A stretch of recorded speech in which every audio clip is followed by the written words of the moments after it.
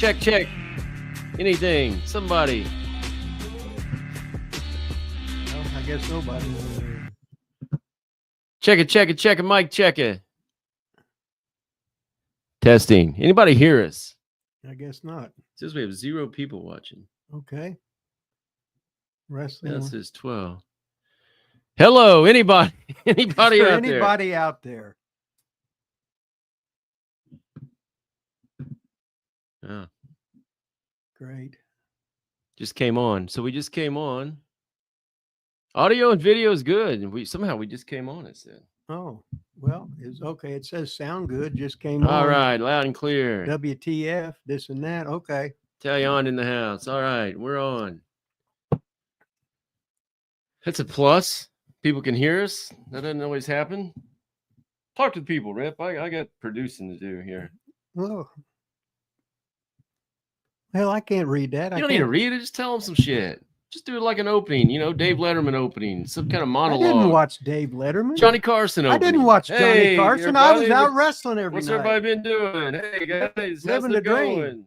Just say hi. I guess everybody out there's already been to the gym today, hanging, banging, eating clean, getting some exercise, doing their rectus abdominis. We're expecting a very special guest today. I hope he don't kayfabe me and not get on. So I'm hoping this and that, but he's got a very particular movement where he goes like this. But notice how I can touch this shoulder, but I can't touch this shoulder because some dumbass broke their elbow, their old craning process of their elbow, and I didn't get it. And I didn't go to the doctor. So I said, I don't need a doctor. So now I can't do that. I can do it with this one, but not that one. So you get hurt when you're a professional wrestler. I learned this and that. I thought I was like Superman, but I wasn't. I really didn't want to pay no doctor bill, but I had to pay shit anyway. But anyway, it's we're on fire now. Hope he doesn't pull a Riddle today. He could have pulled a Riddle. Riddle's famous for that. Yeah, you're on fire, Rip. Keep going, man. Well, I'm trying to 30 people on, but here. I'm trying to see who's here. But I can't see. Yeah, I thought you said you couldn't see. Well, I got to get up here and really look. Let's see. Frank's Pickle Barrel ass is on fire. George Jetson. Let's see. Good old Todd Montgomery.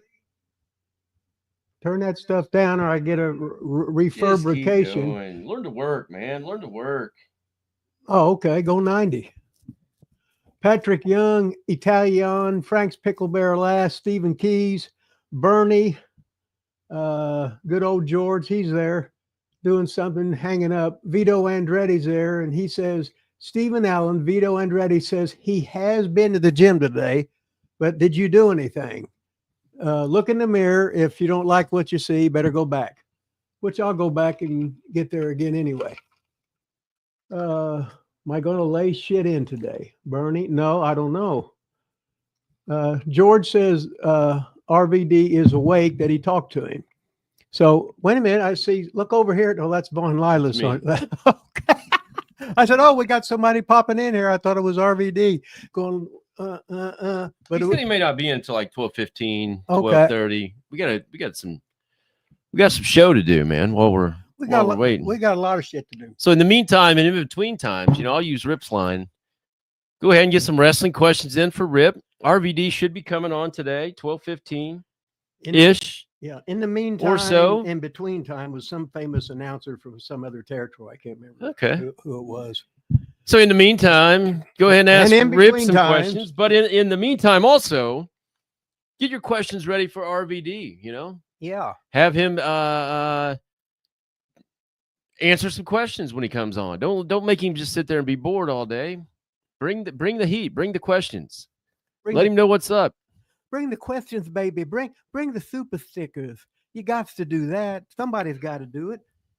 Yeah, I'm not prepared for any of this. I'm not prepared. I've never been prepared. You that's the weird thing. Like, you'll come in on certain days like, hey, I got to get there early and write some notes down. I'm like, why? And then today we have somebody like RVD on here and you're like, oh, I don't have nothing. Like, well, if some days you come in like, oh, I gotta get notes today.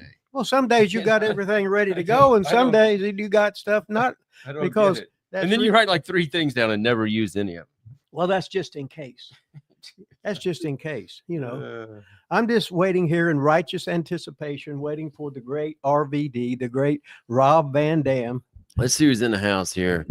Aaron Hancock. Now, who is Aaron? Aaron Hancock always comments on all our YouTube channel videos. He said something was concrete. He was on at 10:52 last night when I was getting this set up. Uh-huh. See, Rip, behind the scenes, you don't know what all goes into this stuff. 10:52 last night, getting this set up. Aaron Hancock was in the house putting comments on here, but I never see him in the live chat, but he's always chatting or commenting on our videos. Do you know Aaron Hancock? Does he go by some other name sometimes? Do you know? I don't know. He might have some kayfabe name. He might be a pro wrestling superstar, just kayfabing everything. I have no idea. A lot of guys have their real names, and they have the old alias or something like that. It's just like it'd be like being Medium 5, wouldn't it?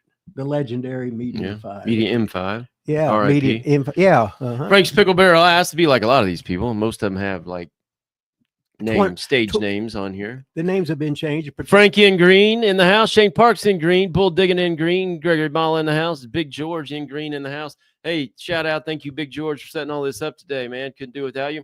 And speaking of, yesterday, I finally made it to the post office. Since I don't drive anymore, it's hard for me to get places. But I finally made it to the post office yesterday to mail out that picture that you wanted. And I know Screaming Baboon, Rip, said he's not going to be on here today, but when you talk with Screaming Baboon next, Rip, let him know that I mailed his picture all the way to Australia yesterday too. So he should be getting tell that him 27 weeks from now with the mail, Yeah, and that was Overnight Express, right? The mail delay of Overnight Express 27 weeks out. So I know we gave those away like 2 weeks ago, but finally they're in the mail, baby. They're in the mail. Okay, I see somebody over there. I think he looks ready down there. I think he's ready, baby. All right. There we go. The big intro. There it is. The legendary, the one and the only RVD. Thanks for that amazing intro, everybody. Hall of Famer. Yeah. And I can't get that arm. I see that. I see that. That's a horrible impression.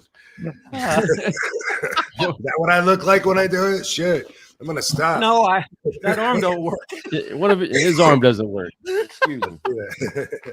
You know what's funny is, well, to me it's funny. My whole career, some people seem to see the thumbs as tapping on the shoulders like this. They do that back to me. The first person I remember doing that was Linda McMahon. She said, "Oh, I think that's cute how you do that thing and point at yourself."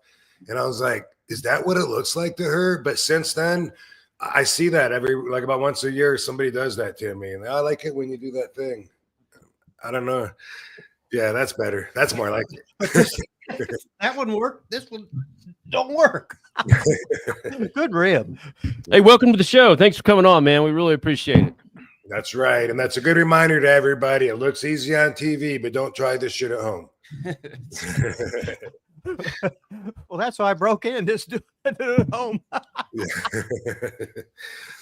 Yeah. How's it going, guys? Good. I got a chance to catch your show. You were on late night last night. Yeah. We kind of have a floating schedule. I like to do it on Thursdays, but a lot of times for either me or my partner, my host, it doesn't work out. So we've always been on the fly like that. How's Friday work? What about Saturday? How late do we have? We can do it as late as Monday for the previous week. So sometimes we do that, like last week or this week. We did Monday we did last week's show, and then Thursday we did this week's show. If anybody watches. Yeah, our concrete time is sometimes it's Thursday, sometimes it's Friday, sometimes it's noon, sometimes it's not noon, and all of a sudden shit happens in the real world. I said, well, we're going to have to do it like we're on double secret probation and do it 2 a.m. and just tape some bitch. Yeah. And, while we're on the subject, it would be more priority probably if it was something like Maven or Stevie or those guys have like so many tens of thousands of views when their video came out 2 seconds ago. Like I assume that they're doing a complete different kind of business than I am. Because for me, like I'm always bad about taking advice if I don't want advice. You know about that, Rip. Yeah, exactly. I love it. Yeah. When it comes to the YouTube thing, like I know those guys know so much more than me, and I'll never learn it. So for me, it's more for me. I feel like hey, this is my platform. I want to say what I want to say and express it. And then when people say, you know what, you need to do more of this, like jump on the hot topics, talk about Cena turn heel, and it's like I get it. That's probably part of it, but I don't want to go way out of my way and then not have it make those 100,000 views in 2 seconds and make it not all worth changing what it was about for me, right? So that's what I tell myself anyway. Yeah, like last night I heard you talking about mob movies. So I love the mob genre. That's my go-to and has been for a long time. I don't know, 15 years or so. I'm fascinated with the La Cosa Nostra. It has to be the Italian mob or associates, other groups that work with them. Obviously the Irish, did a lot of work with them. But when it gets into like Chinese gangs and stuff like that, it's outside of my realm of interest. So I also do a channel with Eugene Nick Dinsmore, and he's a big conspiracy theorist guy. So I've always got to get him brought back to wrestling because all he wants to talk about is conspiracy theories. He loves that stuff. Well, that's cool. I can hang with a lot of those conversations too. I do find them fascinating. I'm not a fan of once you're a conspiracy theorist, all conspiracies are true. Like who's the DJ that got in trouble for talking about the hurricane in New Jersey? The guy that the guy that damn, what's his name? Sorry, I'm blanking. It's only 9 a.m. here, guys, by the way. Oh shit, yeah, you're right. The big guy that the radio talk show guy that got sued because of he said the hurricane was a work in New Jersey, and that all those people that were killed were fake reports. You don't know what I'm talking about, okay? Yeah, we have no idea. You'd know his name for sure if I could think of it. But that guy, he was way back after 9/11. He was one of the first conspiracy theorists that we started seeing pop up. Started saying, "Hey, this is suspicious and that's suspicious." But then he made a living of it after that. Like anything that has any rumor of not being true, then he's all over it and everything's fake. Hey, we got a couple questions in already, if you don't mind. Big George, who I think helped set all this up, is in the house. Pot Ripper Jr.'s got some questions in the house. Shane Parks. So we got, let's see. Shane Parks, who are some of your heroes in pro wrestling? And did you ever get to meet him? So this is a $5 super chat here from Shane Parks. So if you don't mind answering some super chat questions for us. Is that cool? Right. So that's a question for me, huh? Yeah. Well, I mean, it always changed. When I was a very young kid and a very big fan, I went through changes as far as like who would be capturing my imagination at the moment. And I think a lot of that was I was a sucker for the storylines, The first time I remember watching wrestling, it was something with the Iron Sheik and Corporal Kirshner. And somehow Kirshner got screwed over, I think on his way to the ring or something. That was the first time I saw wrestling. I had to watch it the next week. Because what? They're going to wrestle each other next week after that just happened? And I was so into it. And I think because of that, a lot of times, I can name a lot of guys, Ultimate Warrior, when he was in his intense push, I was at the peak of my fandom right then. I think I already knew I wanted to be a wrestler at that point. But before that, Leaping Lanny Poffo, who always did jobs. I'm sure I'm the only one that's ever told him that he was my favorite wrestler. But he fascinated me. He was doing moves that other guys weren't doing, even though it was only flying head scissors back there and maybe a monkey flip. That stuff really stood out. But with the storyline stuff, I think about, like, I remember when they'd made Don Morocco babyface, and I was like, yes, that's so cool. Now he's a good guy. And, then I was behind him then, and a lot of random ones like that. Hercules for a while, for maybe the same thing. I was just like, yeah, just into him. So they were all my heroes. And I think I've met almost all of them. Actually, I didn't meet Hercules. I haven't met Don Morocco. Let me take that back. No, I haven't met my heroes. Hey, this is so cool. This is just so cool. You talking about that? It's like I used to be business partners with Randy and Lanny and Garvin, Rupin Orton in the ICW, and I worked with Lanny about 300 times. He shaved my head in Rupp Arena, this and that, but he could do so much stuff, and he was as light as a feather. He was as light as a feather. When he had that big right hand, he'd hit you always in the soft tissue, like the nose, the jaw, or whatever. He was so good. And then when Randy got the big break, when Randy got the big break, Lanny come along and he just made more money, right? Yeah. But I remember when he used to do a thing called the sky drop, which was a moonsault, but he sort of named it that. He could do backflips. He was just so good. He was just nobody was doing that back then. Right. And then he started when he was 18. As soon as he graduated from high school, he was partners with his dad because Randy was still playing baseball. So Randy would play minor league baseball. Then he would wherever they were at, he'd go work with them until baseball season again. He weighed about 175 at that time. He's skinny. He was thin, always trained. And he was nuts, and we lived together. And what we did is we can't put on TV or we can't put it on podcast because we're guilty as charged. But I didn't want to mess you up because everybody's here to see RVD. But Rip, I remember hearing a story and I never really understood it. I think it was told a few different ways. But isn't there a famous shoot fight between you and Macho Man that happened in the dressing room or something? Yeah. Okay. Well, okay. What it was, Randy liked my first wife. Oh. Yeah. It's always a girl, right? Right. And I didn't do nothing. And so Ole booked us in Atlanta, and then we was working with Jarrett and a couple other promoters. So the first day they kept me and Randy separate. But okay. I don't have a violent bone in my body. I'm an entertainer. I'm not into violence at all. Randy would punch you for no reason because that was Randy, and I accepted that.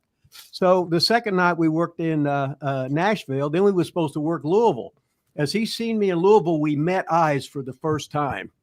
He made a beeline towards me.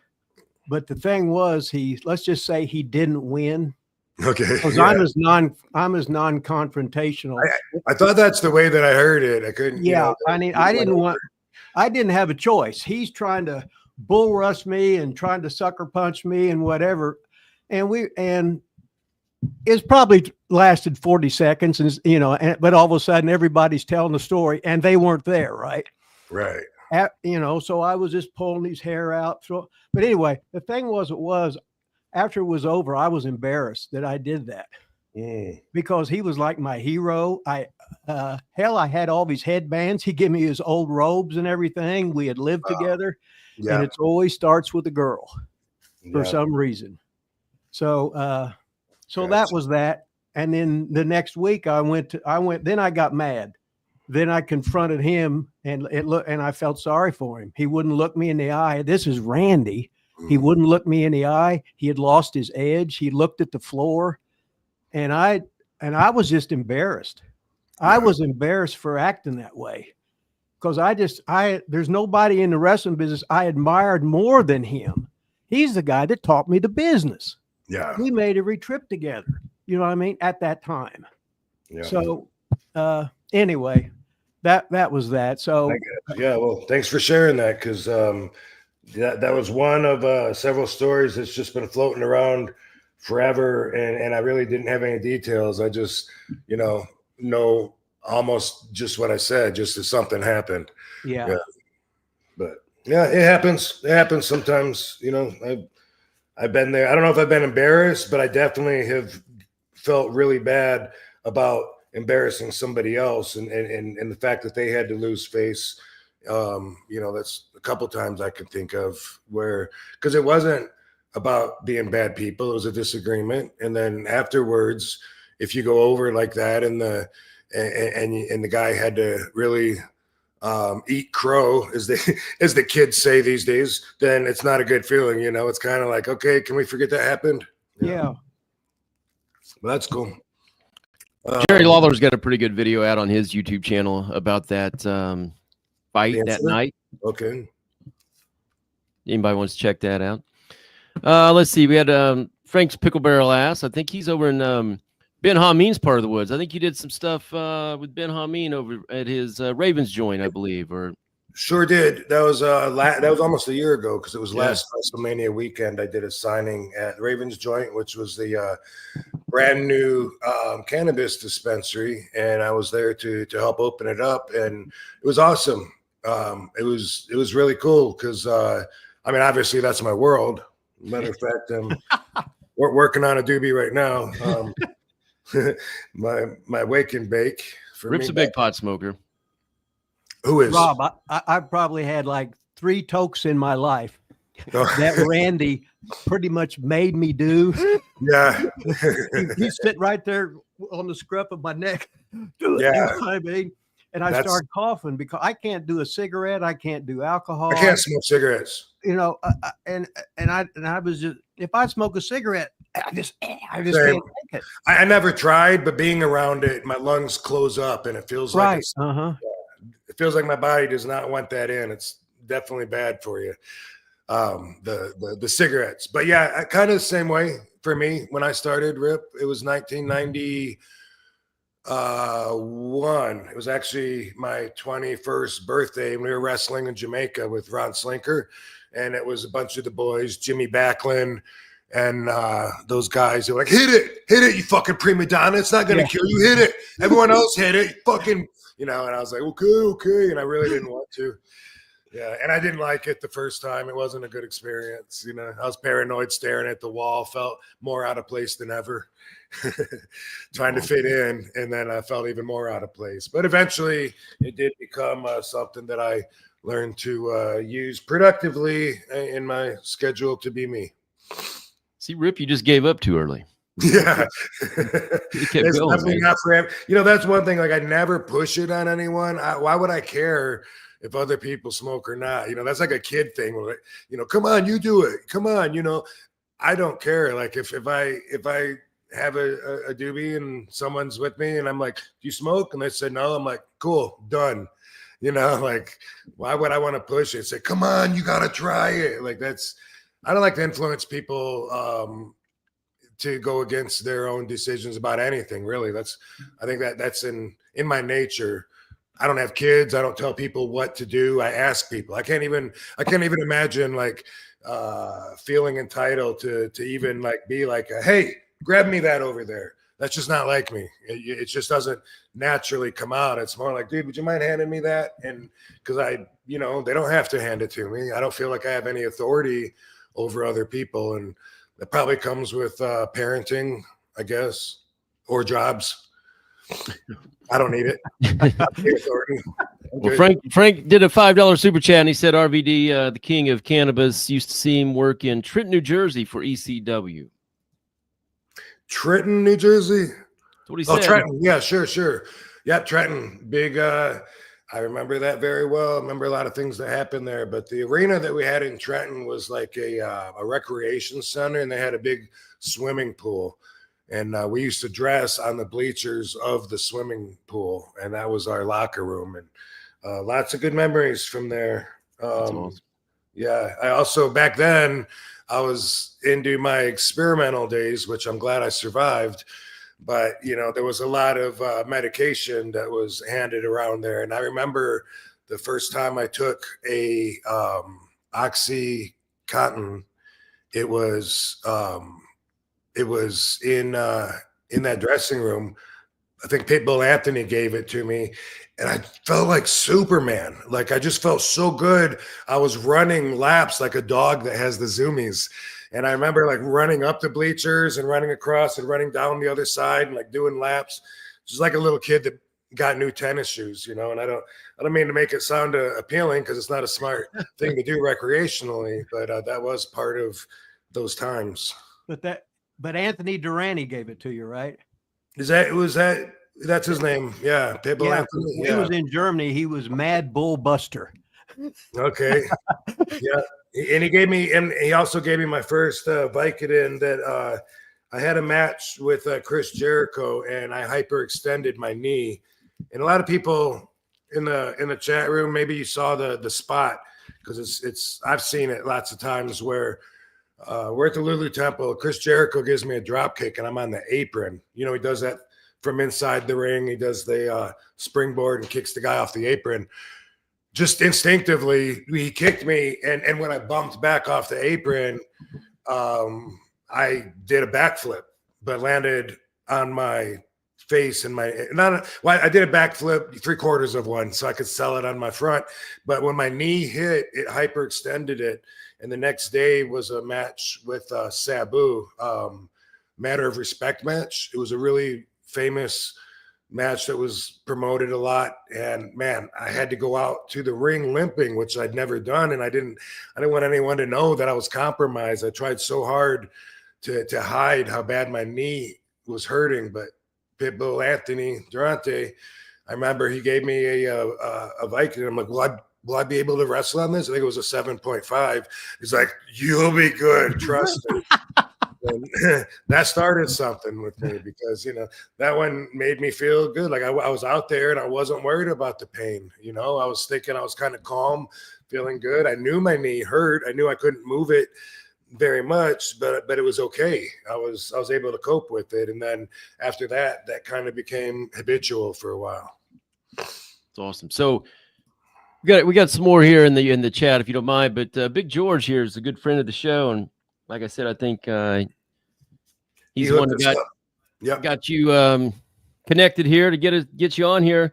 He had mentioned something about possibly giving away a RVD autographed 8x10. Is there any truth to that? If we can get some names in the hat here and from Super Chats and send one of those out.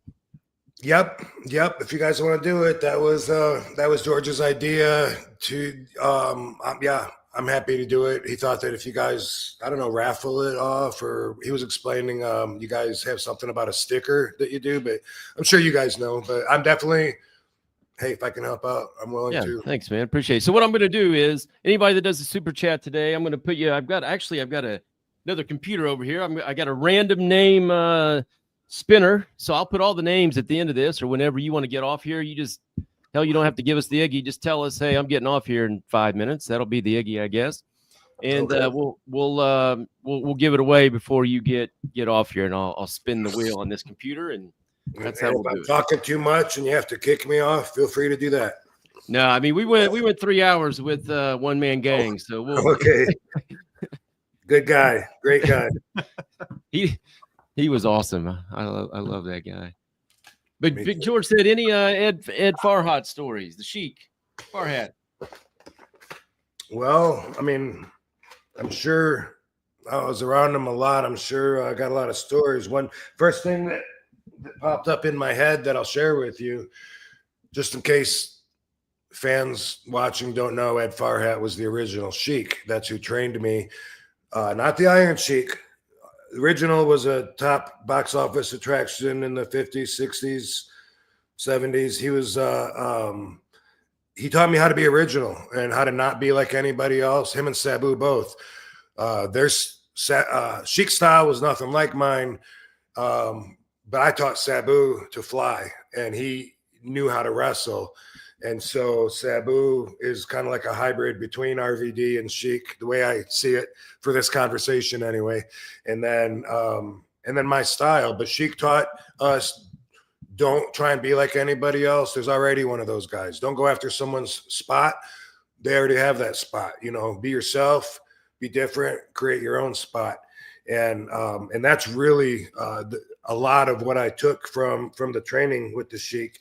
And it's really obvious to me, something that I got taught that a lot of the kids nowadays aren't getting taught is the mindset. Because the Sheik, right back then, the wrestlers, they made their living off of kayfabe, and they protected it with everything. The number one rule was to protect the business. And that meant everything. That meant you don't talk about what goes on behind the dressing room. You don't have people that don't belong walking around in the back. And even your moves. If the move that you want to do out in the ring, if the setup for it takes so long that it kills the whole match and kills the feeling of competition, then don't do it, because it exposes the business. And now it's so obvious watching the young guys, and especially in the smaller company of the two. I'm getting heat for bashing AEW, and I'll talk about that in a second, which I don't do. But that is a place where it seems more like the inmates are running the prison, and it's always been that way. I think that's the idea with them, is the boys have more control and power, and they know what's really cool. But some of the guys like to well, let's get back. I'm losing my train of thought, because now I'm thinking about that thing that Moxley did. You saw it, right, guys? Yeah. My opinion that I said on my podcast was that I'm not a fan of that stuff, never have been, and I have always called that garbage wrestling. And I noticed when I woke up today, I got so many texts from ignorant fans saying, "You're a hypocrite. You were in ECW." No, I'm not a hypocrite. I'm very consistent. And even the interviews back in ECW that I did, me and Sabu, because Sabu trained me. And back then, especially 96, 97, I was just like a soldier for him. Whatever he said was fact to me, because that's the relationship. He brought me into ECW dressing room, said, "Oh, those guys suck, but they think they're really good. Those guys think they're good, but they don't know how to work. Those guys," whatever he said, I was just like, okay, fact. He said, "You and me are the best guys here." So that just, to me, that meant it was true, and that's how it was. But even back then, we thought that, like, when the gangsters would come out and empty all the trash into the ring, and then they'd beat up their opponents with rubber chickens and stuff like that, I always thought that was stupid. I mean, now I've had a chance to see the bigger picture in life, and I know that a lot of fans do like that stuff, but never me. And I've always been consistent about that. I never even bladed one time in ECW. And so the fans are saying, "You're a hypocrite. You're known as one of the most hardcore wrestlers. How can you be bashing AEW?" All I'm saying is that's not my preference. I think the guy could have got paralyzed, and I don't want to be anywhere around that myself. And I also don't prefer to see that kind of stuff. Just like on Instagram, I watch all these low-level wrestling shows where it looks like there's 15 people watching, and then they have so many light bulbs. They have a tent made of light bulbs, and they go in the tent and it explodes, but there's no wrestling moves. Or there's two guys, they both just grab each other's neck or something, hold each other. They're on the back of a pickup truck, and they look, and then they both jump off together and then land on light bulbs and tacks and stuff. Who did the move to who? That's not wrestling. It's the opposite of wrestling. I've always said that. And today, I saw not everyone, but so many ignorant people on Twitter that just know that they're right. Like, "Well, I used to respect you, Rob. I hope it was worth it, because I'm not a fan anymore." I had one that's like that. It's like, it's worth it for me being consistent. And another thing they bring up is in TNA, I was over on my obligated appearances one year. I had to deal with TNA 75 matches per year. If we go over that, I make extra money. Well, we went over. We were like on 80 something, and I wasn't telling them, and they were so disorganized they didn't know. I felt like, you know what? I'll just keep making the extra money. I feel like doing it. They found out, and so they killed me. And they killed me. They had Abyss. He had Janice, which was very similar to that brush of spikes that John Moxley had. He had a big club with spikes on it, Janice. And they filmed me lying on the floor with my outfit ripped up, and they poured a bucket of blood all over me. And to explain why we're not going to be seeing RVD for the rest of the year, for the remaining 7 weeks we have or whatever, they decided, hey, Abyss came and killed RVD. And I thought it was stupid at the time, but I didn't care. I'm getting paid for it. And then when I came back, I thought it was stupid because they made it look like I was almost dead. And then I came back with like a Band-Aid on my arm or something. And they were like, okay, now our obligations renew. So we start back at zero. It's a new year. And that's what happened. And so I've seen that so many times today with fans saying, you're a hypocrite, Rob. How could you say you don't like it and you did this? One, I've always said that was stupid. Always. Two, it wasn't my idea. Are you telling me that you think that Moxley was given this idea from a writer and they just went along with it? Maybe he thought it was stupid. I don't buy that because I think the inmates are running the asylum. I think that's what AEW is about, is the wrestlers get to do more of what they want. And that's why there's more of a variety and that's why it's overall in the big picture of things, it's going to be a different style that to me is more amateurish, just like the backyard matches, than WWE, who seems to be going back to telling the stories with the wrestling, keeping it simple and making it make sense. It was getting so out of hand for a while that with AEW they burnt someone's house down, and I've never liked that when someone puts staples in their face and stuff. It's been around a long time, never been my thing. So you need to learn what a hypocrite is if you're calling me a hypocrite. I'm the opposite. I've always been consistent.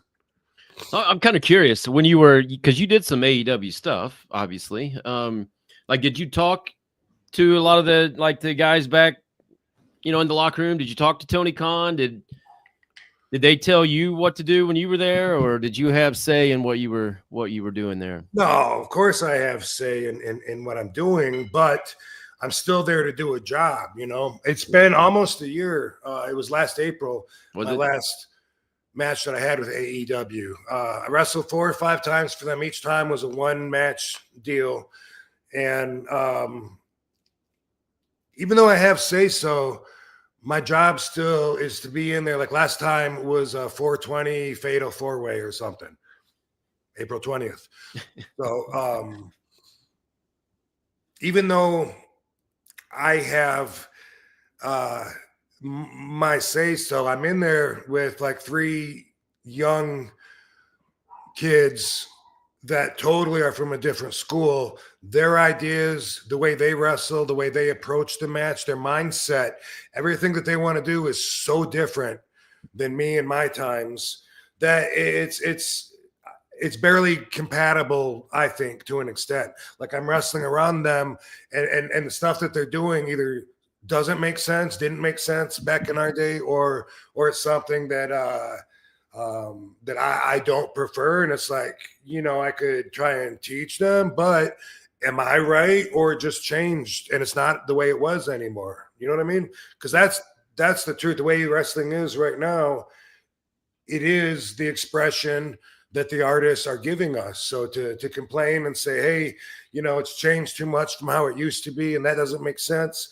It might be a useless argument. It's better to just do what you can, which has always been the job. The job has always been to have the best match, regardless of if I'm in the ring with Rip Rogers, One Man Gang, Mikey Whipwreck, could be a big Bam Bam Bigelow, could be a little Spike Dudley. And what's funny, it was George, you were the one that taught me this, George Lamberth. I don't know if you ever heard me say this on interviews, but I do give you credit a lot for it. But one time, Ben Masters, George Lamberth, he used to promote shows in Cordele, Georgia, and I was the Peach State City wrestling champion. I worked for him a lot, as did a lot of the wrestlers. But one time, George said, who do you think is the best wrestler in the business? And the debate was between Bret Hart and Shawn Michaels at that time. And I was like, man, that's a good question. And really, I don't remember what answer I gave him. I think I went with Bret because I was leaning a little bit more towards being a Bret Hart fan, my whole life. But what he said really made a lot of sense to me. He said, you know what? He said, I go with consistency. You have to go with consistency on that because they have good matches, but in order to be the best, you have to consistently have the best matches regardless of who you're in the ring with. And that just made so much sense to me. It became my goal in life, in my career. And that was way back, mid to early 90s. And I always felt like that, you know, like, okay, tonight's challenge is to have the best match I can with Skull Von Crush, regardless of his size, his moves, whatever. What can I do with him to get the result that I want? And so, you know, that's always been on mind. I think we got to. I think that there he is. There he is on the left with Bambi, and man, Dan Masters, that kid right there. A lot of you knew him as an adult. You know, he started out really young, helping Ben out. He had the belt. Oh, who's that guy? How about that one? Yeah, look at that. RVD. Blame George on those. Those aren't for me. With the mullet. Yeah. Diggly Wiggly. Rip's got some good Sheik stories. Hey, I just wanted to say. Oh, I never even told my Sheik story. Let me just Well, give me 30 okay. seconds. He's like me. I'll start on something, then I'll forget. Yeah. And he'll kick me. 30 seconds. Here's my Sheik story. I think it was my 4th match or so, and it was in Burlington, Vermont, and we lived in Michigan. So Sheik was driving us to the show, and we cut across Canada because it was a shortcut to get from Michigan to Vermont. And what my story is on that far hat was that while Sabu and I were in the back, you know, browbeating each other, like, Sheik would go 50 or 55 the entire way. We'd never speed up a little bit. And the trip was taking so long. And on top of that, he would pull over at every single exit, pull over, get into a parking spot, put it in park, and then turn around and say, "Anybody need anything?" And we were like, "No, let's go. We want to get there." And he'd be like, sometimes he would be like, "All right." And he would just get right back on the road. And other times he might get out to take a piss or something. But it seemed like it took forever. And I was so young, I didn't have empathy for, you know, how tired he could have been driving or whatever. But he also insisted at that time that he drive. So even if he was tired, we were all going to suffer for it. The Sheik, when I was first starting out, I used to work TV at Channel 61, then I'd work Cobo Hall for him. Nice. when I was playing old Mark Shira. And okay. He knew I was like this because I wasn't even smart to the business, right? So since I was never trained. So he wouldn't, Captain Ed George would tell me everything. And Sheik wouldn't, and Sheik would just glare at me in character as a rib, right? And then years later, he come down to work with Randy and him because he was friends with him years ago. And then he'd still see me and he'd like kayfabe me still for a long time. And I just put it over. Said, "Oh no, that's the Sheik. He's over with me," and I scared. And he's been deceased for I don't know how long, and I'm still scared of him. Mm-hmm. That was just the greatest thing because he just kept me being a mark, and I loved it. Yeah, I just respected him so much. Yeah, same. He didn't break kayfabe for us either. Right. He was always Sheik, always intimidating while he was training us, and so. That's how it was. And, you know, it's easy to put my finger on it and say what the most important thing that Sheik taught me was commitment. He was so committed to being in character. And I'm the same way. I only have an on or an off. So like, even if I'm in the ring, like in the daytime, if somebody wants to go over something, once I turn it on, I might hurt somebody. You know, Unlike Lanny Poffo, who could just hit your soft tissue, I don't have those bragging rights. People don't brag about how soft I am, and anyway, there's so many times for me because, you know, if I'm either turned off, which I'm mellow, I'm laid back, but once I turn it on, boom, there's no like in between. So like if I'm showing someone how to do something in the back, you know, I'm like bam, bam, you know, and I end up like hurting people. So I try not to help people for that reason. But nowadays they're not committed. They're not committed because like sometimes it's so simple. Sometimes I'll see someone get thrown into the corner. They go into the corner and I swear I can see their brain working and they're like, okay, I got 3 seconds off. I'm going to fucking just take a break here. You know, I know I got to move. well, the guy hasn't really started charging me yet, but I'll go ahead and move now just to make sure I get it, you know. And then the other guy ends up running into the corner like an idiot because everyone moves too early instead of making the people think something else is going to happen. Like maybe he's really going to get hit. Whoa, he just gets out of the way. Ooh, that's exciting. Everybody moves too early out of the way. And then everyone, they're committed at that point to going through with it just because they don't know what to do. But they seem to check in and check out. You know, the way I was taught, Rip, you throw me out of the ring. If you're going to come do a dive on me, I don't have time to turn off and stand there and look at you and be like, I'm okay, Rick. Everyone see that I'm okay. Rip and fans, you know, am I right? Right? Okay, go ahead. I'm going to catch you. There's no time. How about, you know, just putting your hand in it, selling your neck, something, but you keep working, or I keep working. And when I see the commitment missing, is they don't keep working the whole time. You know, you're always like, you got to think eyes are on you the whole time. Even if I'm in an 8-man tag match, if I'm on the apron, in my mind, I'm thinking some of the people are just watching me the whole time. And you know what? They are. But you can tell that other people weren't trained with that same thought, and they clock out during the matches. Or at least that's what I call it. It's probably extreme saying that they clock out, but they're not committed that they're in a fight. That's for damn sure. And we all know Rip does a lot of dives too. So oh yeah. I'm a dive king. That's why I use that example. Gregory Mala, $1.99 super chat says, "Hey Rob, any memories of your WCW matches?"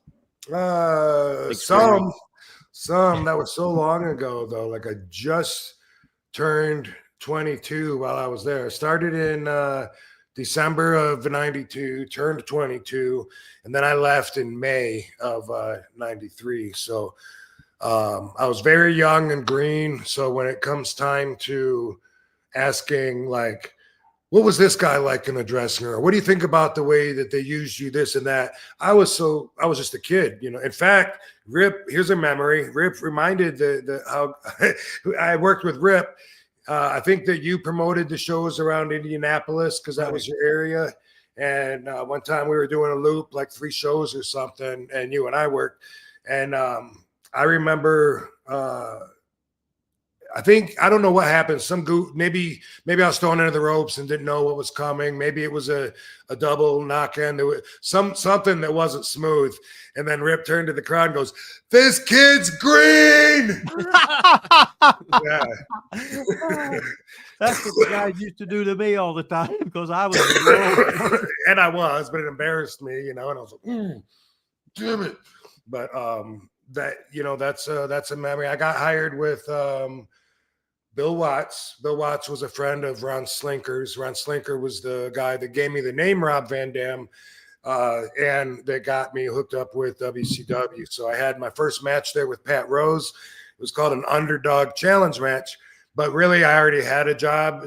I mean, they could have taken it from me, I'm sure, if I would have fucked up too bad. But my tryout kind of came with a schedule afterwards. So one thing was Bill Watts didn't like the wrestlers using the top rope at the time. Right. He said they needed to wrestle more, so he banned the top rope while I was there. I was still able to do the split-legged moonsault because he said you're not climbing on it, you're just using it to bounce off of, and so that was okay. But for the rest of the stuff, that was a ban at the time. I went to my first trip to All Japan in February of 93, which I had booked before I got the WCW job. Otherwise, you know, WCW guys usually work with New Japan. All Japan was like the competition. So that was an excuse or an excusable exception where Bill Watts said, okay, you can go do this obligation and then no more after that. I went to Japan, I came back, but now Bill Watts is gone. It's Ole Anderson.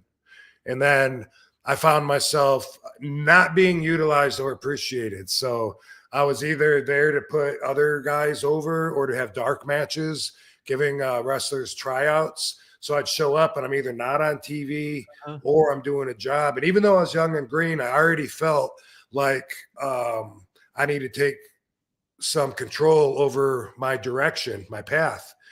I was doing better financially before I went to WCW, just on the indies, you know, and because I was getting paid not just for my match, which was, you know, I get paid for my match on the indies.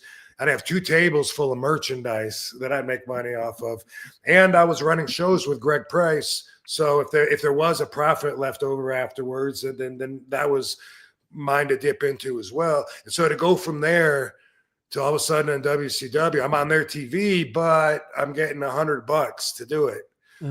Yeah, 4 times a week, and I'm taking care of the hotel and driving, and I was easily, you know, making $300 to $500 before I went there a night. So I left on my own. You know, Mike Graham was my agent, and I was there for 5 months, and he kept coming to me saying, "Hey, did you bring your contract?" "Oh, I forgot it again. I left it at home." You know, I never wanted to sign that contract. I still have it. I never turned it in because I didn't like it there. I felt like I didn't want to be stuck. I might have to leave.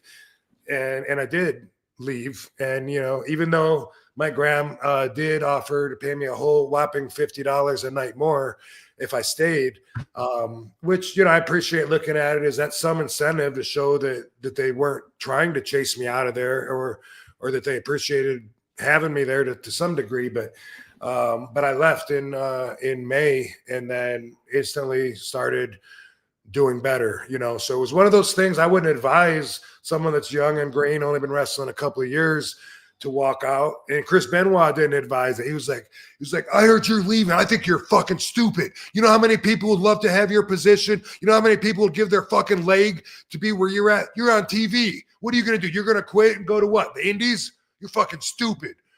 And he felt like it was his place to lecture me on that. And I left, had a really good career. And then same thing happened in WWE many years later. Now it's 2007.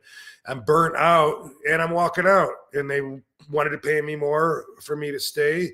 And I said, I'm gone. And Chris Benoit came up to me, "I heard you're leaving." It was like deja vu.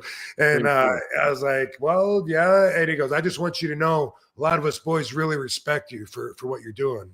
It's like, "Really?" And he said, "Yeah, you know when it's time to go. None of us know when it's time to go." Kind of eerie when you think about how he ended after this last conversation I had with him. But I said, "Chris, do you remember like back in 93 when I left WCW, you told me how stupid I was for leaving?" And he said, "Well, some of us don't know what we're talking about." So I'm paraphrasing. I don't remember exactly what he said. Something like that, like, "Well, I was wrong," or something, or, you know, but he was there to give me a toast and say, "Hey man, that's great." And I'm not saying that I'll never be back. I'm just saying I need to walk away right now. I need to clear my head. I'm burnt out. No, it doesn't matter. It doesn't matter. You know when it's time to go, and that's awesome. Hey, Okay. Chris would talk about 3 words anytime he'd see me. It was the same old stuff, right? So when you were talking about how he's lecturing, and I'm saying he hardly talked to me, he was saying, he goes, "Rip, can you teach me how to wrestle like you?" And I said, "Chris, what the hell's the matter with you? You're one of the world's greatest workers. You're like legitimate. I'm all show and carny, and I'm not any good. So I do every shortcut there is to get heat with this and that. Stay away from me." He goes, but I just love to wrestle you." I said, "Well," I said, "No, you are fine. You are great the way you are." He goes, "You're not ribbing me, are you?" I said, "No, I'm not ribbing you." I love working with him. And as far as the other stuff, I love working for Ole, and I love working for Bill Watts. I mean, with Bill Watts, I come in and worked underneath, but he said, "No, keep your hair dark." He says, "If you get over, I will fire you." So he said, "I just want good matches, telling a story, getting my guys over." And he paid me like a semi-main event guy. So it was great. I didn't have to get any color. There was no angles because that Louisiana was such a long place because it was all those different states. And I lived by Ernie Ladd and Grizz. So I had some great storytelling and rode with big bad Bundy, you big fat turd. So I was working. So I was riding with Bundy all the time. So it was just great. And Ole called me up when I was working for Ron Fuller. He said, I want you to come in and be a national tag team champion with you and Ted Oates, just a transition champion. I said, you've never even seen me, Ole. He says, I know, but Bob Armstrong said you could do it. I said, well, I guess I'm in then. So it was all different then. And then Ole had that distinct personality. And between him and Randy Savage, I learned to be the world's greatest cusser. Yeah. So I got to get Ole and Randy Savage, and I developed that potty mouth. So I was an altar boy, mea culpa, moxie maculpa before that. Before that, John Moxley, what? You remember yelling at the crowd that RVD was green, Rip? Do you remember? Yeah. Back then, in those days, I was riding with Steve Regal, William Regal. Oh, Darren Kenneth Matthews. So, what is that? His name? Yeah, Darren Kenneth Matthews. Yeah, I used to live. Yeah, we were roommates in England, Austria, and Germany. I remember he was really happy to see you. Like when we were in Indiana or whatever, he was so excited. Like after we landed, and we were in the car, sharing a car, and he was just talking about how he was going to see you and meet you at I think at a bar or something. And I can't remember the stories, but he was so excited about it. And he really, I know that he really considered you, one of his favorite friends. I could tell that. Yeah, he was awesome. And then he got Fit in, and he got Dave Taylor in. So it was a plus, right? Yeah. So yeah, those guys brought some good wrestling. I said, you'll do great in the States because you guys are unique and nobody has seen anything like that. You'll be so successful. And then we was all just a mark for Fit. Fit was the greatest, and Fit used to be so wild. But now he's saved, and now he's just really good. But he used to be. I just scared to death of him. Yeah. But I was scared to death with pretty much everybody. So what the hell?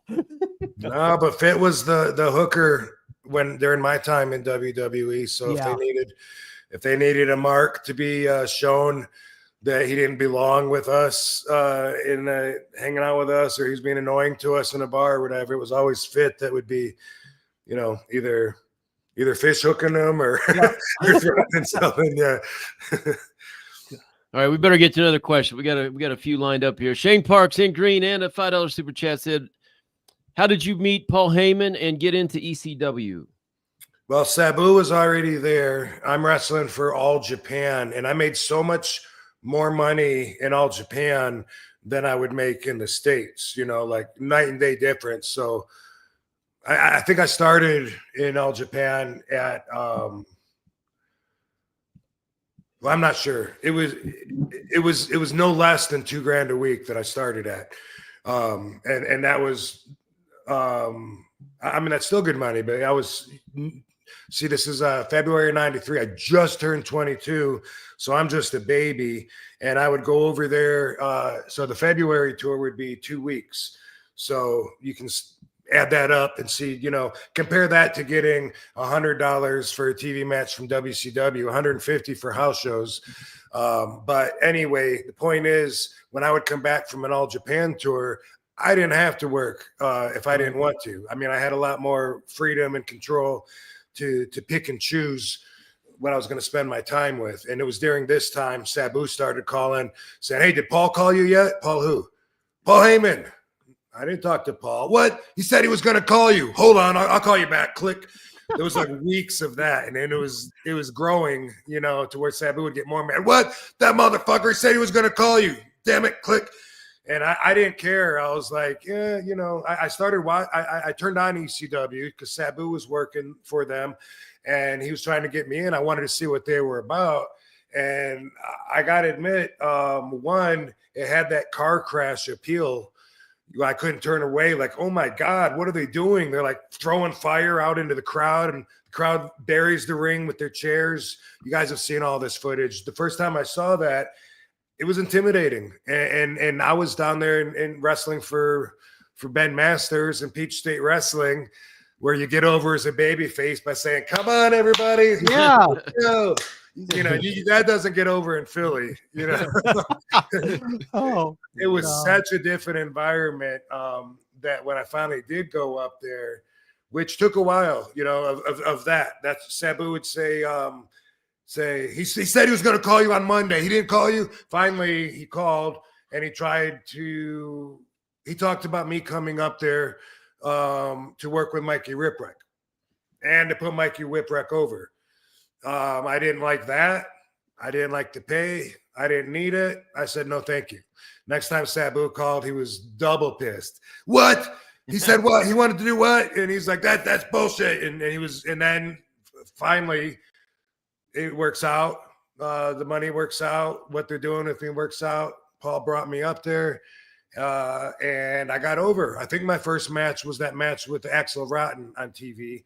But I also did a house show, and it was the last house show that they did at the old New York venue in Queens, which was the Lost Battalion Hall or Center. After that one, I wrestled Chris Jericho there. And after maybe I met Chris Jericho there, I think. And then after that, then it was always the Queens Elks Lodge every time we'd go to that area. But I don't know if the house show was first. I think it was the TV, and then I think the house show. But either way, before my first ECW match, I knew that I needed to change up my repertoire. And I had a paper and a pen, and I was trying to just think of hardcore moves that I could do. And I was writing a list of them that I wanted to bring to ECW if I'm going to get over here. And I was like, maybe I can throw a chair up and jump up and spin kick it into somebody's face, you know. And I just wrote that down just with a whole bunch of other stuff. I had no idea that was a keeper and that was going to be winning the championship titles and stuff. I had no idea. It was just another move on my list that I liked. I think in my mind, I probably thought that I could throw it and be fast enough to kick it before they catch it. In my mind, it kind of works out that way, but the rhythm is way different by the time you throw it and then readjust your weight and jump. And it ended up being a little different, but obviously a lot of the fans loved it and the wrestling business loved it, and it became the Van Daminator. Yeah. That's awesome. Hey, Rob, first time I worked for Baba on TV, right? It was Hara and Tenaru beat me and Danny Spivey half to death. And Spivey Spivey wanted to kill him. I said, no, Danny, think about your money. You know what I mean? So the next night in, I went right into, I was effeminate. And all of a sudden, the next day, Joe Iguchi said, Baba-san said, you do Okama Boy every night. I said, all right. that was so much fun. And then I got to have Baba's last single match he ever had. Wow. Yeah. Awesome. I couldn't believe he gave me a $2,000 bonus just for the match. That's awesome. And I said, are you sure? Just shook his head. Yeah. And I said, this is awesome. This is awesome. But anyway, I'm taking away from Baba was great. After a couple of years, I started 93, 94, 95, probably 95 or so, maybe 96. Baba had a meeting with me and said, how much money do you want? and how many weeks a year do you want to work? Oh, that's awesome. And I also have Baba to thank because, I kept trying to get my money bumped up every couple times. I also have Baba to thank for making me wear boots and for even airbrushing my outfits. Like his idea wasn't airbrushing, but I wore the same thing plain, and he wanted me to dress it up a little bit. And he didn't know what it was. I remember from the conversation, I was thinking maybe he means like the rockers. They had the tussles or whatever on the, I thought that he was thinking of like neon stuff like that. And then I came up with the idea of airbrushing it, but that and wearing boots, I owe to Baba. Yeah. Giant Baba-san. Thank you. Arigato. That's awesome. Vito Andretti, he gets in the RVD 8x10 autograph picture pool here with the $2. Said he's smoking reefer right now. So he's hanging out, smoking reefer with you. It's my wake and bake. And we got another one. Frank, he gets his name in a second time. You get a second super chat, you get your name in the pool a second time. Has RVD always had the confidence he does? Does he? I have no idea what he says here. Yeah. Does he? something badass. I don't know if he typo His or a different being, he's language. trying to say, does his being a legit badass? Oh, help? okay. All right. Good job, man. Maybe I should smoke some weed. I could read that. And I totally get the question, but first off, that in itself is so subjective. If you think you're a badass, then you got confidence, and that's what matters. If you know, like it's for me, no, I wasn't always confident. I'm an introvert. When I'm not doing interviews and stuff, I'm the guy that's not talking if I'm in a crowded place, unless I have like one friend that I'm talking to. But if I'm by myself, I'm in a bar or whatever, and people recognize me all the time, but I don't enjoy meaningless conversation, which I think is a lot of what people do. Just, oh, so what do you do for a living? Oh, yeah. And it's like, we're not going to see each other again. And I don't, I'm not here for that. I just want the IPA, but experience is the obvious factor that will get you confidence, because it's one thing to just believe in yourself and say, yeah, I think I could do that. Maybe I could do that. But when you actually witness yourself doing that, especially when you witness yourself doing that over and over and over again, to so where you're so comfortable, for a fact you can do that, that's where the confidence comes from. And that's whether you're talking about fighting or racing or just doing one particular move or singing or whatever it is, whatever could make you question your own abilities with nerves. If you overcome that, and to the point to where you have every reason to be confident in yourself in that aspect, then it's a no-brainer. It's just organic. And it's like, if people ask me right now, do you think you got one more match in you? I can confidently say 1,000%. I know that I got another match in me. I know that I can. There's nothing that questions why would tonight be that much different than my last match. Although now, since it's been a while since my last match, my confidence has to come down a little bit, because when I'm doing it all the time, it's just like you're just going to work. Next time I wrestle, I'll be going like, wow, it's been 12 months since I actually had a match, and I'll be concerned that my cardio won't be up to par. That's all, nothing else. But that's a huge factor. If you've never been what we call blown up and winded, it's one of the worst feelings in the world. And the weird thing about wrestling is you could be like a triathlon athlete and have like the best cardio. And then wrestling is so specific. You get in there and you all of a sudden, are pulling yourself up off the mat a few times, and with someone else's body on you.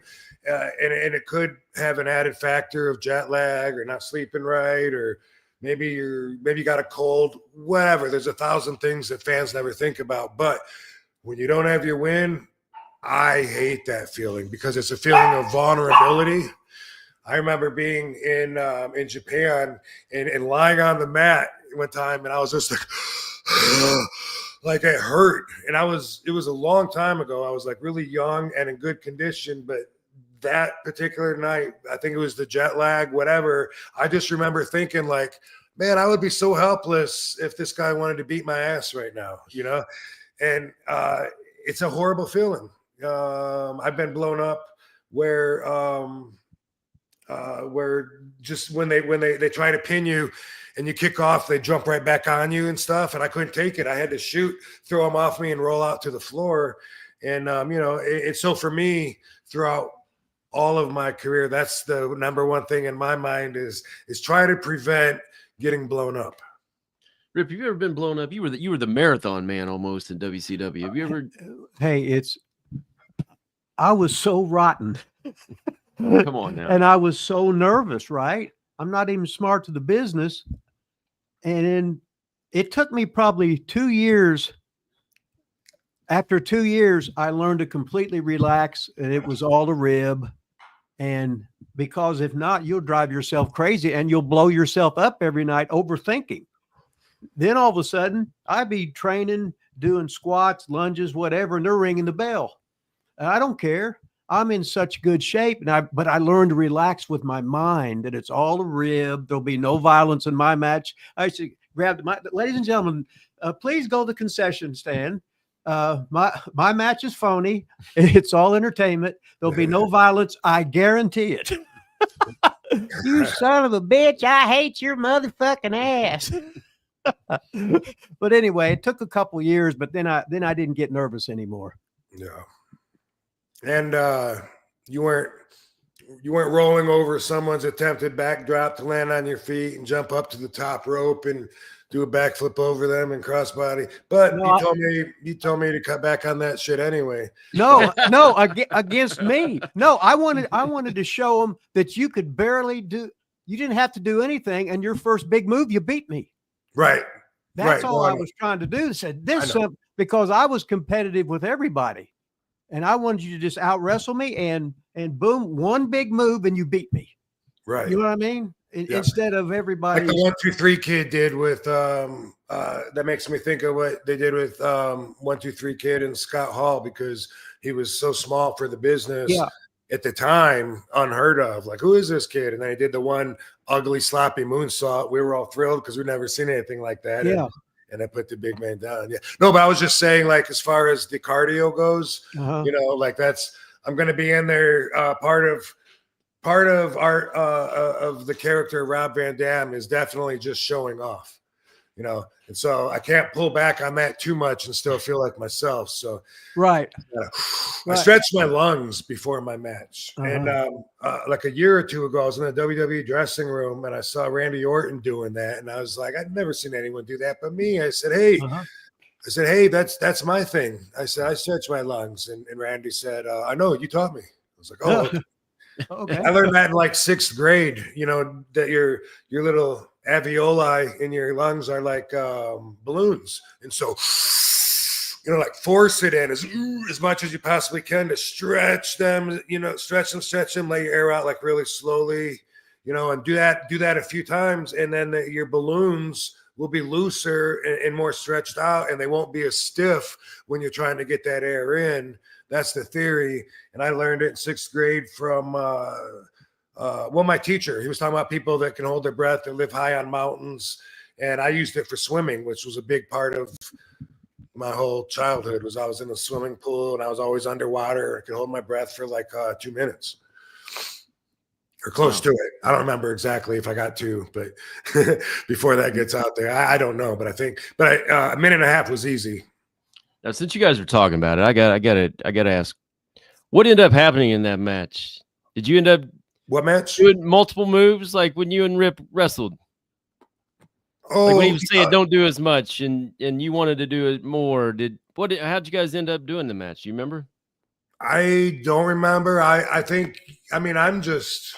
So this is 90. Probably 92. It may be January 93. So I'm just 22, super green. And I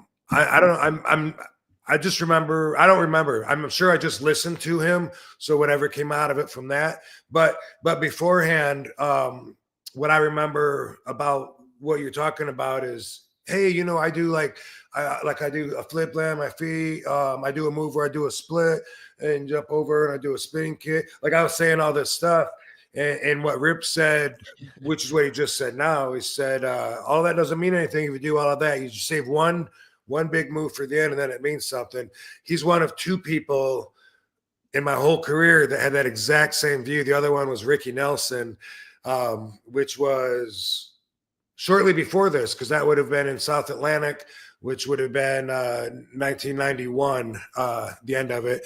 But I was like, the reason that I was like so disappointed is because if the heel, especially when you're that green, you listen to what the heel says, and but if the heel doesn't know my moves, how's he going to make me look any different than every other wrestler that he's worked with? He doesn't know my moves that are different, and so that was my thought, was that, hey, you might be used to a guy running and diving and clotheslining you, but if I run and jump and do a double leg lariat instead of a clothesline, you don't do anything different, it makes me look different and cooler and gets my personality over. And so that's where my head was at.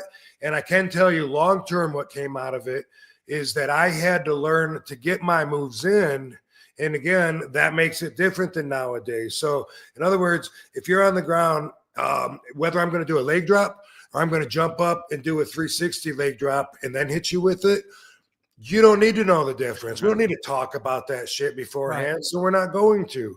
So because of that, because I had to learn to get my moves in, that made it better because I still had the old school commitment and mentality, the mindset that the Sheik taught me, but I was able to adapt by swapping out moves that were traditional for my moves, and it worked. So nowadays, a lot of shit looks so choreographed, and like the two guys are helping each other. A lot of that stuff wouldn't have worked in my career with my beliefs. It wouldn't have worked. If you can't do it, you can't do it. You know what I mean? Let me just tell you this one time real quick. Stan Hansen in All Japan was always a critic of mine. You know, he's super old school. So my first couple of times being over there when I was really young, which was this exact same time period, he would we'd be talking beforehand about, okay, we got a 6-man tag match. You know, and he always called me Claude. And you'd say, okay, Claude's in there with the young boys doing all that, all that ridiculous shit or whatever. And he'd say, all right, you know, come over and tag me. I'll come in and see if I can get people to believe in the match again. You know, like he would always say shit like that to me, always. And one time, and this was after I got more experienced, you know, and could stand on my own much better. But one time I'm in the ring with Stan and I had him in the corner. And man, I gave him a couple of those shoulder blocks, bam, bam, bam in the gut. I did a backflip and I came running at him and bam, kicked him in the face or something. And afterwards he said, wow, he said, I got to tell you, like that stuff, it's a lot different when you're in the ring and you're really doing it. He said, I always thought that was just, you know, looked like horse shit. But he said, you were there 1 minute, it hit me, and then you just disappeared, man. You disappeared. I don't know where you went. And oh God, it's blind, but he didn't, you know, when I did the backflip and stuff, you know, it's like I finally got over with him by getting over on him. Hey, I was working for Ole. It had me against Stan Hansen, right? Mm-hmm. I said, Ole, come here. Took my magic marker out, scratched my name out, and wrote Ole Anderson versus Stan. He just laughed and shook his head. I said, Ole, he's blind. He might kill me. He wouldn't do it intentionally, but no. Yeah, no. I got hurt more being his partner than I did ever, you know, against the other guys. Oh my gosh. That's awesome.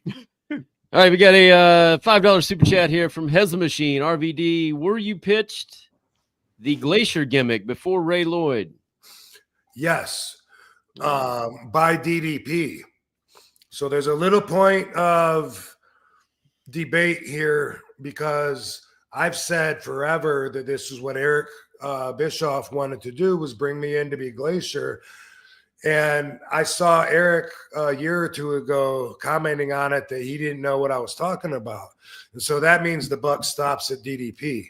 But what happened was at the time when Eric did offer me a job and then I became Mr. Monday Night, Paul Heyman didn't have me in ECW's upcoming first ever pay-per-view. So I'm very offended because I think I'm the best in the company, me and Sabu. It's got to be a fact. Sabu told me it's true. And I'm not even on the pay-per-view. And then I went to a WCW show to say hi to some friends, and Bischoff pulled me aside and he said that he actually offered me a job. And some of the ECW wrestlers were leaving at that time for other jobs. And it was specific. He talked about a 3-year deal with, and talked specifically about about the dollar that would increase every year. Gave me something to really think about. And over the next few weeks, DDP was he was calling me Did you call Eric yet? No, dude, I told you to call him, man. He wants to do this thing with you. And DDP was saying they're gonna do it like this Mortal Kombat character. And it's gonna be like, it's just gonna be insane. They're putting everything into it. Like the ring entrance is gonna be a huge deal. Dude, you'd be perfect for it. Give him a call. And I'd be, all right. And then like next week, this reminds me of Sabu saying, did Paul call you yet? It's kind of the same thing because I didn't call, and every time DDP would say, did you call him yet? And I'd be like, no. But in my mind, I was not sure I wanted to leave ECW. In fact, I was pretty sure I didn't want to leave ECW, but I was considering, the whole landscape. Let's, I wanted to make the right decision. So anyway, finally DDP says, dude, why didn't you call it? Do you want to do this, or are you interested in this deal or not? And I said, not really. He said, bro, why don't you just say something? And I said, no, I really don't want to leave ECW. I'm hoping that something will work out here. He's like, bro, that's all you had to say. And anyway, at first he also, before I told him no, he's like, well, they're going to be doing it with this other guy, but don't worry, there's going to be more characters. They're going to be adding to it, like the Mortal Kombat characters. And so, yeah, I don't know if Eric knew that DDP was talking to me about being that character. Maybe Eric was just talking to DDP about the character, and maybe my name was mentioned or not.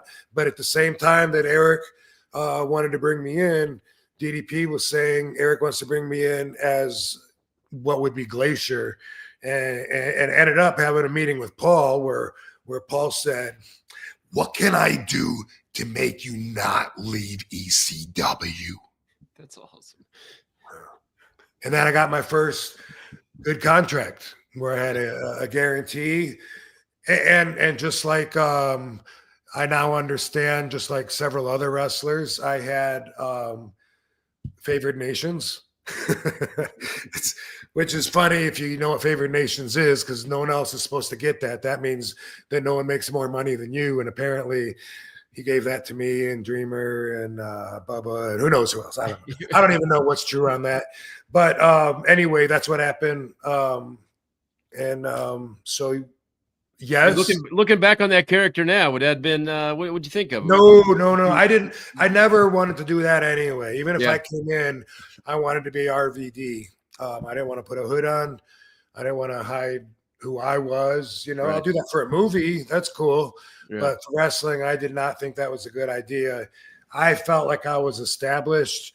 I felt like that even before I was established, like I only got named Rob Van Dam in November of 91. And when I went to WCW in December of 92, I was trying to use my name and Bill Watts didn't want to use it.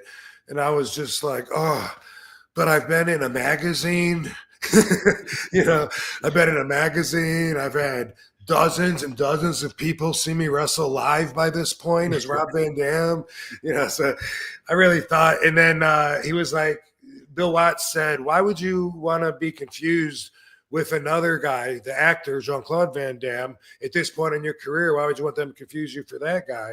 And I was just like, it's just that I've got so much going into this now. I feel committed because when I got the name Van Dam, I didn't care. Sheik and Sabu taught me the first couple of years of wrestling, just get ring time. It don't matter what they call you. It don't matter what they're doing with you. Just get booked as much as you can and get experience. So I was an international patriot. I was a flying tiger. I was Robbie Z, different manipulations of my shoot last name. I was a Polish prince. And Rob Van Dam was just another name for me. But it stuck. I could tell it was working. People liked it, even though it was really early on there. And then I was telling Bill Watts, I really wanted to keep that in the little momentum I had. And then Slinker said, I got it. Robbie V. Boom. Robbie V. Let's do it. Wow. I'm still Rob Van Dam to the people that know, those dozens and dozens of people in Tampa. So that's what happened there. Rip was the disco kid for a while. Hey, I was Hercules Samard. Yeah. Wow. Wow, he was over. All right, so I'm going to give you the 5-minute Iggy because Rip just gave me the 5-minute Iggy. I didn't know, but Yeah, we've been on here a while. he's got to get out here in 5 minutes. I'm going to do 2 more quick questions here, do the drawing, and we can get this show on the road. But man, we really appreciate your time. Oh shit! And before I forget, I got let me get some of your shit in here. I put all this stuff on here. Plug my shit, dude. Yeah. So let me get this. Tell us about Only Wrestlers real quick. I got it on here. Yeah. So the thing with Only Wrestlers is some people that Katie was working for a promotion called UWW, which was all women. And I talked with them several times when I would be there to see Katie, and they really wanted to work with me. And they said, if you had a wrestling company, what would you do to make it different? Which I never wanted to have a wrestling company or be in that position. But if it was different, then maybe. And I always had this idea that interested me, where I thought if the fans could vote to set the card up and be that involved, then maybe that would be interesting. And that's what spawned Only Wrestlers. I'll separate it into two factions real quick. One is the platform, social media. Fans subscribe to your favorite wrestlers on there, follow whatever content they give. Honestly, a lot of the wrestlers are just starting to use, and we have a lot of subscribers on there. The wrestlers are they have a profile which has a store with their stuff. They can do stories like Instagram. They can do videos on the feed wall. They can do pictures. They can do a live feed, and all kinds. And there's a community chat room also where everyone can be there at the same time. All the wrestlers, all the fans. So for social gathering, you want to get together, talk with other wrestling fans, go to onlywrestlers.com for that. Once you become a follower, then you become part of this association and you vote on things moving the whole company forward. We just had our first live show in Hollywood just a few days ago on Thursday, and it was awesome, and the people were awesome, and they loved the idea.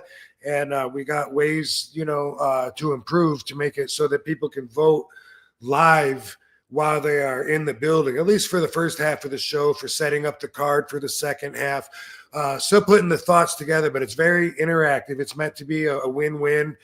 Wrestlers or followers that recommend other people to join, you make money off of that.